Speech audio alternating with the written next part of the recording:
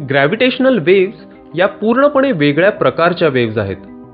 न्यूटननी 17व्या शतकात गुरुत्वाकर्षणाचं एक basic mathematical formulation आपल्याला दिलं आणि ते खूपच अचूक होतं. पण न्यूटोनियन ग्रॅव्हिटीमध्ये गुरुत्वाकर्षणातला कोणताही बदल हा इन्स्टंटली पूर्ण विश्वभर प्रसार पावतो.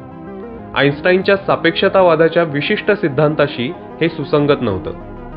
आइन्स्टाईननी गुरुत्वाकर्षणाचं एक पूर्णपणे नवीन मॅथमॅटिकल फ्रेमवर्क आपल्याला दिलं, ज्याला सापेक्षतावादाचा साधारण सिद्धांत असं म्हटलं जातं. या सिद्धांतानुसार ग्रॅव्हिटेशनल वेव्स म्हणजे ज्या स्पेस अँड टाइममध्ये आपण वावरतो त्यामध्ये येणारी एक प्रकारची भरती आणि ओहोटी असं आपण समजू शकतो. आता आपण आलोय लायगो लिव्हिंगस्टनच्या एक्स आर्मच्या ब्रिजवरती. लायगो डिटेक्टर इतका जास्त सेन्सिटिव्ह आहे की लायगो आर्म्सच्या मिरर्समधलं 4 किलोमीटरचं अंतर आपण प्रोटॉनच्या 10,000व्या भागापर्यंत सूक्ष्मपणे मेजर करू शकतो.